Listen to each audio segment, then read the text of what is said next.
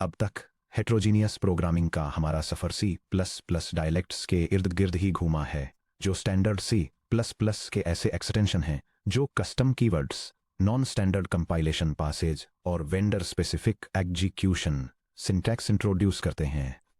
कूड़ा हमें double underscore global double underscore device double underscore और बदनाम triple chevron less than grid block greater than kernel launch operator देता है। AMD का हिप ठीक इसी मॉडल को हिप लॉन्च कर्नल GGL और इक्विवेलेंट API एब्स्ट्रैक्ट सेक्शंस के साथ मिरर करता है। हालांकि ये वेंडर डायलेक्ट्स इफेक्टिव हैं, लेकिन इनके साथ एक स्ट्रक्चरल कैच आता है। वो ये कि आपका कोड एक स्पेसिफिक वेंडर के कंपाइलर इंफ्रास्ट्रक्चर से बंध जाता है। क्या हो अगर आप प्योर स्टैंडर्ड ISO++ का यूज करके हेट्रोजीनियस कोड लिखना चाहें? क्या हो अगर आपका टारगेट सिस्टम सिर्फ एक NVIDIA या AMD GPU न होकर एक इंटेल डेटा सेंटर GPU, एक ARM बेस्ड मोबाइल प्रोसेसर, एक x86 मल्टीकोर CPU या फिर एक रिकॉन्फिगरेबल FPGA एक्सेलरेटर हो? यहीं पर ओपन स्टैंडर्ड्स की एंट्री होती है।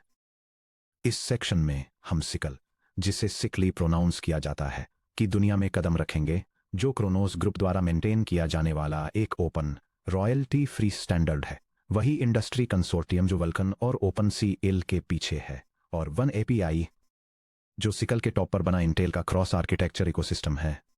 कंपाइलर इंजीनियर्स और सॉफ्टवेयर आर्किटेक्ट्स के रूप में हम एक्सप्लोर करेंगे कि सिकल कैसे बिना एक भी नॉन स्टैंडर्ड कीवर्ड की जरूरत के स्टैंडर्ड C++17 या C+20 फीचर्स जैसे कि lambda functions, template meta programming और टाइप डिडक्शन का यूज करके true single source heterogeneous programming achieve करता है। Section break, the modern C++ heterogeneous vision.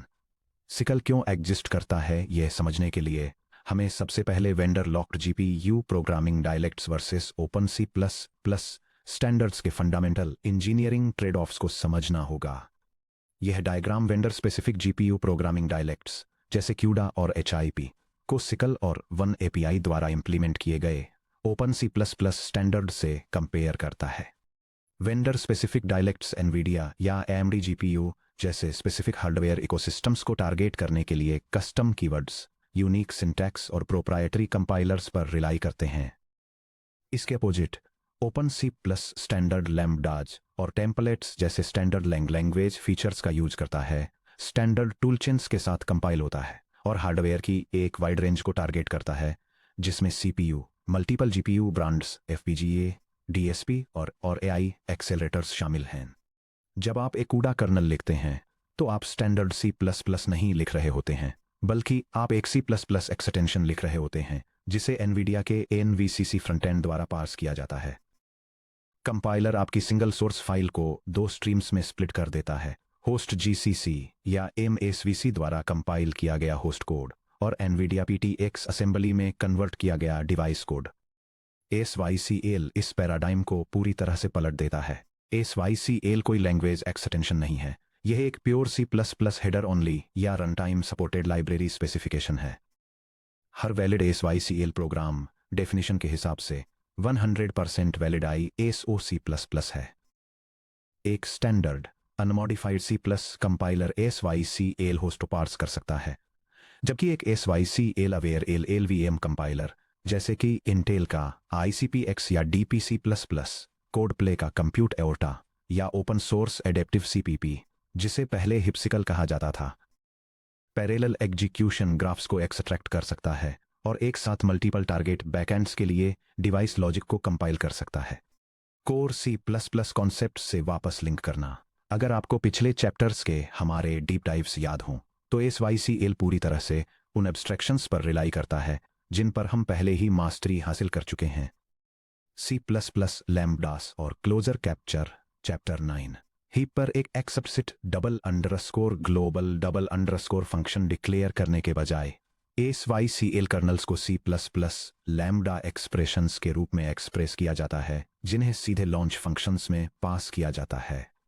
C++ templates और type deduction chapter 9 SYCL template meta programming का use करके memory types, dimensions और execution ranges को compile time पर statically abstract करता है। C++ STL execution policies chapter 10 जैसे std::::::: पार अनसेक CPU वेक्टराइजर को सिग्नल देता है कि लूप्स थ्रेड्स के बीच आउट ऑफ ऑर्डर एग्जीक्यूट हो सकते हैं। वैसे ही SYCL हार्डवेयर प्रोसेसिंग एलिमेंट्स के लिए एग्जीक्यूशन रेंजेस को पैरामीटराइज करता है। टास्क ग्राफ्स और async execution chapter 14 manual stream management और एक्सप्लिसिट बैरियर सिंक्रोनाइजेशन की ज़रूरत के बजाय SYCL मेमोरी डिपेंडेंसीज को ऑटोमेटिकली ट्रैक करने के लिए एक डायनेमिक रनटाइम ग्राफ DAG का यूज करता है। Section break. Platform architecture platforms, devices और क्यूज। SYCL में हार्डवेयर कंपोनेंट्स को एक एक्सप्लिसिट हायरार्की में ऑर्गेनाइज किया जाता है: प्लेटफॉर्म्स, डिवाइसेज, कॉन्टेक्स्ट्स और क्यूज। यह डायग्राम सिकल प्रोग्रामिंग मॉडल के हायरार्किकल आर्किटेक्चर को इलस्ट्रेट करता है, ये दिखाते हुए कि कैसे एक प्लेटफॉर्म फिजिकल डिवाइसेस को मैनेज करता है जिन्हें रिसोर्स मैनेजमेंट के लिए एक कॉन्टेक्स्ट में ग्रुप किया जाता है, और फाइनली कैसे एक कमांड क्यू का यूज करके इन डिवाइसेस को टास्क सबमिट किए जाते हैं। हार्डवेयर को इन्यूमरेट और सेलेक्ट करना। कूडा के अपोजिट, जहां कूडा सेट डिवाइस 0 इम्प्लिसिटली एक डिफॉल्ट डिवाइस को सेलेक्ट करता है, SYCL आपको हार्डवेयर एग्जीक्यूशन टारगेट्स के बारे में एक्सप्लिसिट होने के लिए फोर्स करता है, जबकि ये इंटेलिजेंट फॉलबैक मैकेनिज्म भी प्रोवाइड करता है जिन्हें डिवाइस सिलेक्टर्स कहा जाता है। यहाँ बताया गया है कि कैसे आप SYCL 2020 में रनटाइम पर एग्जीक्यूशन टारगेट्स को डिस्कवर और सिलेक्ट करते हैं। ये C++ प्रोग्राम पैरेलल कंप्यूटिंग के लिए SYCL फ्रेमवर्क का यूज करता है ताकि हार्डवेयर एग्जीक्यूशन टारगेट्स को इंस्पेक्ट और कॉन्फ़िगर किया जा सके। यह सबसे पहले सिस्टम को क्वेरी करता है ताकि सभी अवेलेबल हार्डवेयर प्लेटफॉर्म्स और उनसे जुड़े डिवाइसेज के डिटेल्स को डिस्कवर और डिस्प्ले किया जा सके, जिसमें उनके नाम, कंप्यूट यूनिट्स और मैक्सिमम वर्क ग्रुप साइजेस शामिल हैं। इसके बाद यह एक ग्राफिक्स प्रोसेसिंग यूनिट को टारगेट करते हुए एक एग्जीक्यूशन क्यू को इनिशियलाइज करने की कोशिश करता है, जिसमें एक फॉलबैक मैकेनिज्म होता है जो ग्राफिक्स हार्डवेयर न मिलने पर क्यू को ऑटोमेटिकली सेंट्रल प्रोसेसिंग यूनिट पर रीडायरेक्ट कर देता है। इस पैटर्न की एलिगेंस पर ध्यान दीजिए। अगर किसी एनवायरनमेंट में डिस्क्रीट GPU नहीं है, जैसे कि कोई लाइटवेट कंटिन्यूअस इंटीग्रेशन कंटेनर या डेवलपर लैपटॉप, तो एप्लीकेशन क्रैश नहीं होती या इनिशियलाइज होने में फेल नहीं होती। यह डायनेमिकली CPU बैकएंड को टारगेट करती है और हुड के अंदर OpenMP या TBP जैसी CPU मल्टीथ्रेडिंग का यूज करके बिल्कुल सेम पैरेलल कर्नेल को कंपाइल और एग्जीक्यूट करती है। Section break. Data abstraction models, buffers और एक्सेसर्स वर्सेस USM। SYCL के सबसे पावरफुल फीचर्स में से एक इसका ड्यूअल अप्रोच मेमोरी मॉडल है। SYCL होस्ट मेमोरी और एक्सीलरेटर VRAM में डेटा मैनेज करने के लिए 2 डिस्टिंक्ट स्ट्रेटेजीज को सपोर्ट करता है। The buffer एक्सेसर model, high level memory management, जहां SYCL रनटाइम एलोकेशंस, ट्रांसफर्स और डिपेंडेंसी ग्राफ्स को इम्प्लिसिटली मैनेज करता है। यूनिफाइड शेयर्ड मेमोरी या USM low level pointer based allocation model, जो स्टैंडर्ड मेलॉक या कूडा मेलॉक मैनेज्ड से काफी मिलता जुलता है। Strategy A, the buffer एक्सेसर model, implicit DAG construction. Buffer एक्सेसर model में एक SYCL बफर सभी डिवाइसेज पर डेटा ऑन करता है, हालांकि कर्नेल्स डायरेक्ट बफर्स को एक्सेस नहीं करते हैं। इसके बजाय वे एक SYCL एक्सेसर का यूज करके बफर के एक्सेस की रिक्वेस्ट करते हैं। एक कर्नेल सबमिशन ब्लॉक के अंदर एक्सेसर्स डिक्लेयर करके आप SYCL रनटाइम को इन्फॉर्म करते हैं कि कर्नेल डेटा का यूज कैसे करना चाहता है, जैसे SYCL access mode read write या रीड राइट। ये C++ एग्जाम्पल डेमॉन्स्ट्रेट करता है कि बफर्स और एक्सेसर्स का यूज करके SYCL पैरेलल प्रोग्रामिंग फ्रेमवर्क में डेटा ट्रांसफर्स और कर्नल डिपेंडेंसीज को कैसे मैनेज किया जाए।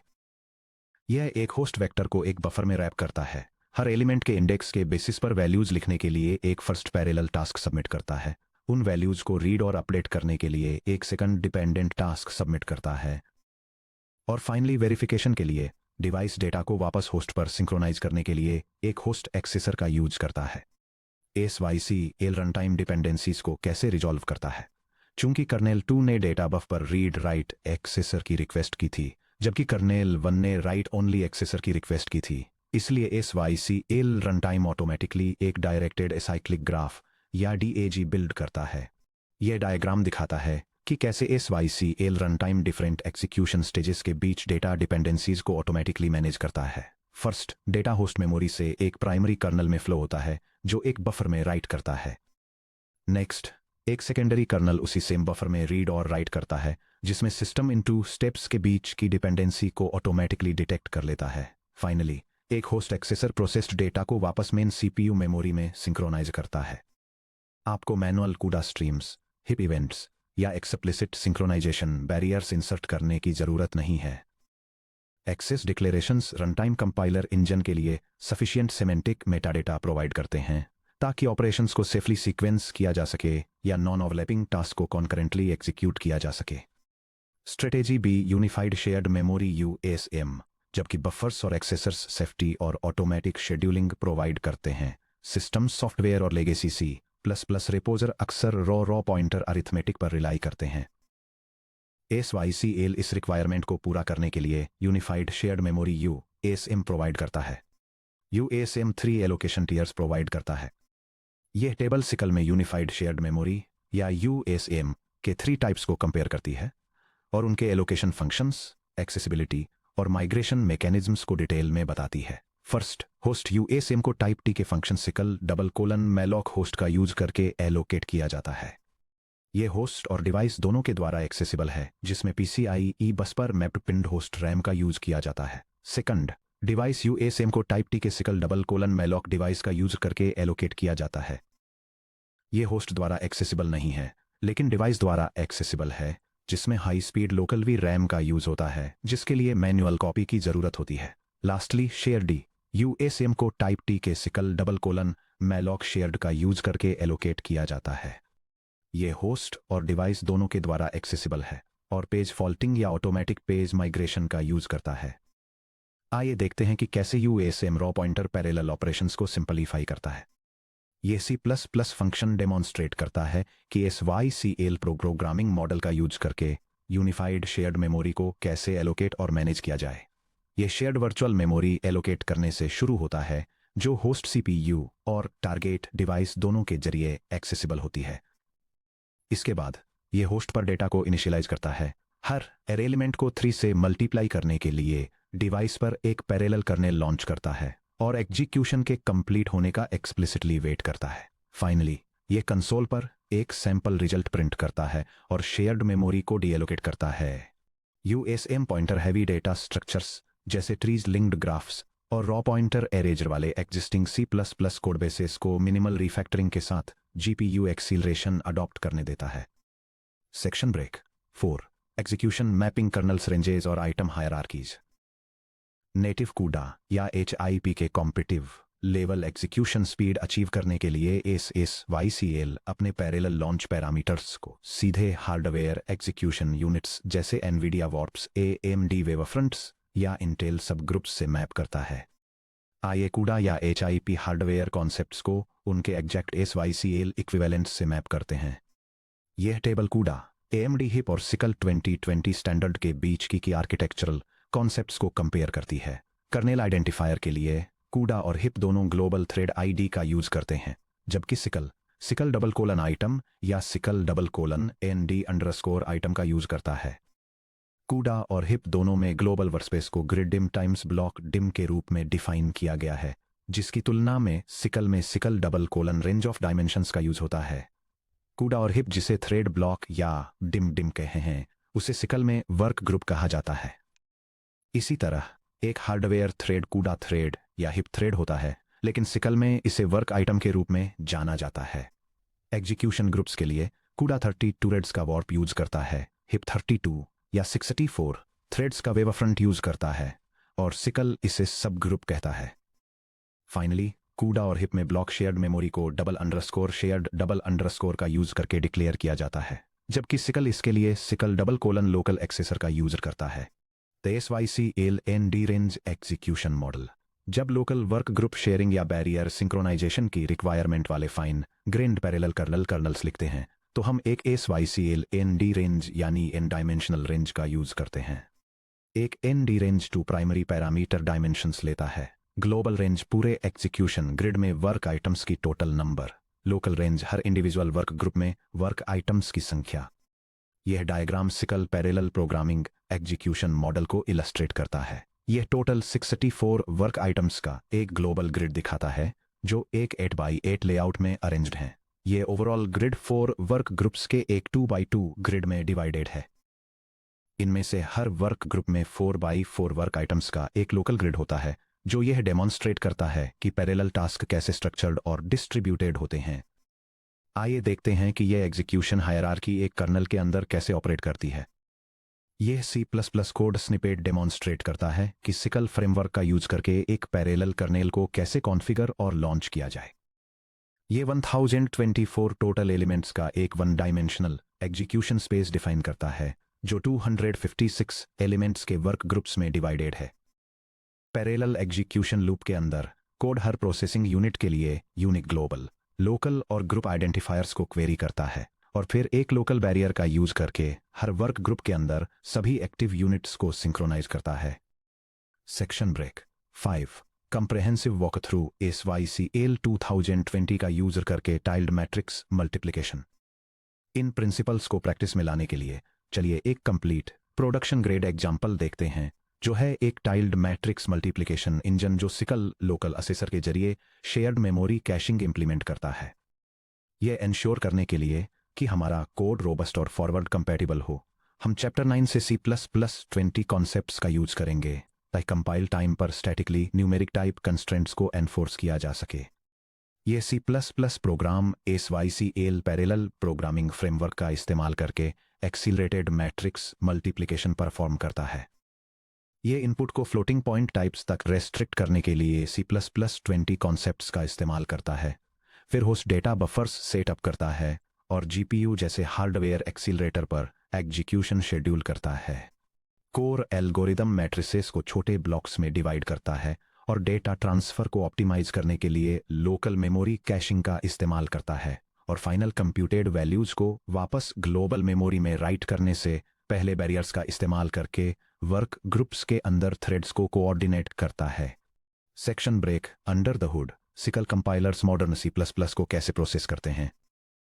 जब एक सिकल एप्लीकेशन को कंपाइल किया जाता है तो एक स्टैंडर्ड LLVM बेस्ड कंपाइलर जैसे इंटेल का DP++ या एडेप्टिव CPP बिना किसी कस्टम नॉन स्टैंडर्ड कीवर्ड्स की रिक्वायरमेंट के होस्ट कोड को डिवाइस कोड से कैसे अलग करता है। सारा magic LLVM Clang toolchain passes में है।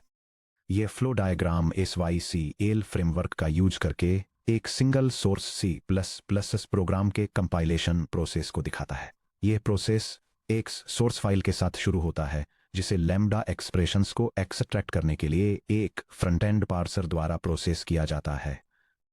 इसके बाद कंपाइलेशन 2 पैरेलल पाथ्स में स्प्लिट हो जाता है, एक होस्ट प्रोसेसर के लिए जो x86 या ARM जैसे CPU आर्किटेक्चर्स के लिए एक स्टैंडर्ड बाइनरी जनरेट करता है और दूसरा डिवाइस के लिए जो इंटरमीडिएट रिप्रेजेंटेशन कोड जनरेट करता है।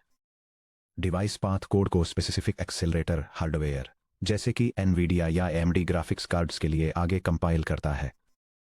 फाइनली कंपाइल्ड होस्ट बाइनरी और डिवाइस बाइनरीज को एक single multi target fat binary में मर्ज कर दिया जाता है, जो होस्ट CPU और वेरियस हार्डवेयर एक्सेलरेटर्स दोनों पर रन करने में कैपेबल होती है। AST extraction compiler single C+ source file को पार्स करता है। जब यह CGH.parallel फॉर से टकराता है तो यह पास किए जा रहे C++ लैम्बडा फंक्शन को आइडेंटिफाई करता है। लैम्बडा डिकम्पोजिशन लैम्बडा द्वारा कैप्चर किए गए parameters by value equals kernel की इम्प्लिसिट आर्गुमेंट लिस्ट बन जाते हैं। स्पिरवी या intermediate representation pass compiler SPIRV generate करता है, यानी स्टैंडर्ड पोर्टेबल इंटरमीडिएट रिप्रेजेंटेशन, जो क्रोनोस द्वारा बनाया गया पैरेलल कंप्यूट मॉड्यूल्स के लिए एक बाइनरी इंटरमीडिएट लैंग्वेज है।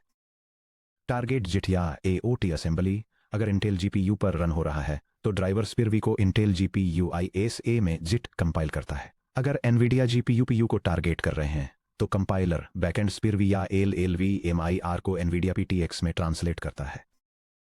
अगर AMD GPU को टारगेट कर रहे हैं तो कंपाइलर IR को AMD HSAIL या AMD GCNI में ट्रांसलेट करता है। अगर होस्ट CPU पर रन हो रहा है तो बैकएंड लैम्बडा लूप को सीधे AVX512 या ARM नियॉन वेक्टर इंट्रिंसिक्स में ट्रांसलेट कर देता है, जो ओपन MPCPU थ्रेड पूल्स में एग्जीक्यूट होते हैं। यही कंपाइलेशन आर्किटेक्चर वजह है कि सिकल सॉफ्टवेयर पोर्टेबिलिटी के लिए एक बड़ा कदम माना जाता है। आप स्टैंडर्ड C++ लॉजिक को एक बार लिखते हैं और कंपाइलर इंफ्रास्ट्रक्चर डायनेमिकली अलग अलग वेंडर हार्डवेयर बैकएंड्स को टारगेट करता है। Section break moving across ecosystems, Apple hardware के बारे में क्या। इस सेक्शन में हमने एक्सप्लोर किया कि कैसे सिकल और इंटेल का वन एपीआई वेंडर साइलोज को ब्रेक डाउन करते हैं। Modern standards compliant C plus templates और लैम्बडास का यूज करके इंटेल, एनवीडिया और एएमडी हार्डवेयर को टारगेट करने के लिए बिना किसी कस्टम लैंग्वेज एक्सटेंशन की ज़रूरत के। हालांकि modern computing ecosystems traditional desktop x86 servers और डेटा सेंटर जीपीयू क्लस्टर्स से आगे तक फैले हुए हैं। मिलियंस ऑफ डेवलपर्स मोबाइल और वर्कस्टेशन हार्डवेयर पर यूनिफाइड मेमोरी आर्किटेक्चर के लिए performance critical graphics, machine learning इंजनों और कंप्यूट पाइपलाइनों को लिखते हैं, सबसे खास तौर पर एप्पल सिलिकॉन के लिए। एप्पल जीपीयू कूडा, हिप या नेटिव सिकल ड्राइवर्स का यूज नहीं करते हैं। इसके बजाय एप्पल प्लेटफॉर्म्स अपने खुद के low level high efficiency hardware framework पर रिलाई करते हैं, जो है मेटल और मेटल शेडिंग लैंग्वेज यानी एमएसएल। अगले सेक्शन में 29.5 Apple silicon GPU programming metal shading language MSL और मेटल परफॉर्मेंस शेडर्स। हम एप्पल के यूनिफाइड मेमोरी आर्किटेक्चर को एक्सप्लोर करेंगे, एमएसएल सिंटैक्स को एग्जामिन करेंगे और मैक और आईओएस हार्डवेयर के लिए हाई परफॉर्मेंस कंप्यूट कर्नल्स बनाना सीखेंगे।